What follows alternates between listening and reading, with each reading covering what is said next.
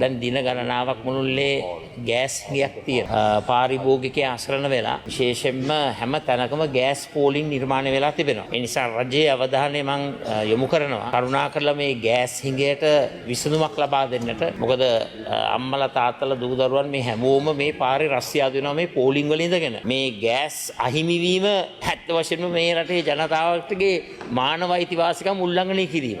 ඒක ජීවත් Okay, honorable leader of opposition. කරුණා කරලා නැහැ විනාඩියක් They got the message. මං ගෑස් හිඟයක් තියෙනවා. ඒක නැහැයි කියන්න එපා. ගෑස් සම්බන්ධයෙන් මතුවෙච්ච ප්‍රශ්නේ පහුගිය දින කීපෙම අපි උත්සාහ කළා. විශේෂයෙන් අපේ රටේ ගෑස් සමාගම් දෙකක් තියෙනවා. රජයේ සතු ගෑස් සමාගම ලිට්‍රෝ, අනිත් එක පෞද්ගලිකයන් සතු ගෑස් සමාගම ලාෆ් ගෑස් සමාගම. ගෑස් සමාගම ගෑස් වෙළඳපොලේ 15%ක් 18ක් වගේ ප්‍රමාණයක් ආවරණය කරනවා. ලිට්‍රෝ ගෑස් සමාගම 82ක් 82ක් ආවරණය කරනවා. සාමාන්‍ය දවසට ලිට්‍රෝ ගෑස් සමාගම මෙට්‍රික් ටොන් 17 1200ක් අතර ප්‍රමාණයක් අපි මේ බෙදා හැරීම් කළා. ඊට අමතරව මෙට්‍රික් ටොන් 300කට ටිකක් 250ක් අතර ප්‍රමාණයක් තමයි ලාෆ් ගෑස් සමාගම බෙදා හැරීම් කළේ දිනකට. එතකොට මේ ප්‍රශ්නේ ඇති වුණේ පහුගිය සති දෙකක් තුනක් තිස්සේ දැන් ලාෆ් ගෑස් සමාගමේ ගෑස් බෙදා හැරීම නවත්තලා තියෙනවා. ඒ නිසා ගෑස් පාරිභෝගිකයා තුළ බියක් ඇති වෙලා තියෙනවා. ඒ ගෑස් සිලින්ඩරය වෙනුවට දැන් ඔහු ලිට්‍රෝ ගෑස් වලට ගිහිලා තියෙනවා. ඒ නිසා ගෑස් වෙළඳපොලේ ඇති වෙච්ච හදිසි ඉල්ලුම නිසා දැනට අද දවසෙත් මෙට්‍රික් ටොන් 1500ක් සාමාන්‍ය අපි නිදහස් කරේ ගෑස් මෙට්‍රික් ටොන් 1200යි 1500ක් අද දවසෙත් හෙට දවසෙත් සෙනසුරාදා දවසෙත් නිදහස් කරන්න සැලසුම් කරලා තියෙනවා. විශේෂයෙන් වෙළඳපොලේ ඇති වෙලා තියෙන ගෑස් සිගය අවම කිරීම සඳහා. ඒ වගේම ලිට්‍රෝ ගෑස් සමාගම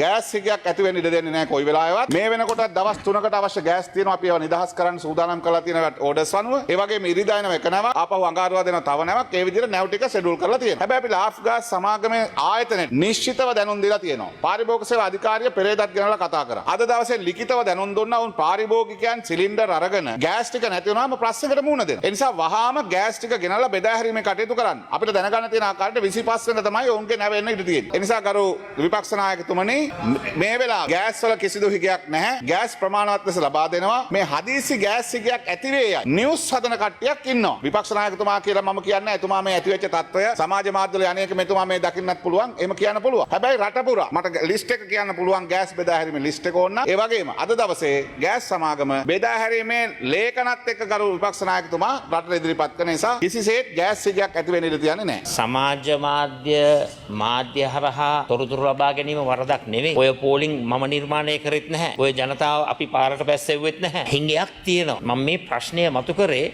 විසඳුමක් උදෙසා. ඔබතුමා කලබල වෙන්න එපා. ඒ නිසා මෙහෙම ප්‍රශ්නයක් තියෙනවා. Honorable Minister, we are not going on a debate. නැවෙන වෙලාව නැවේ කාලසටහන ඒව හරි.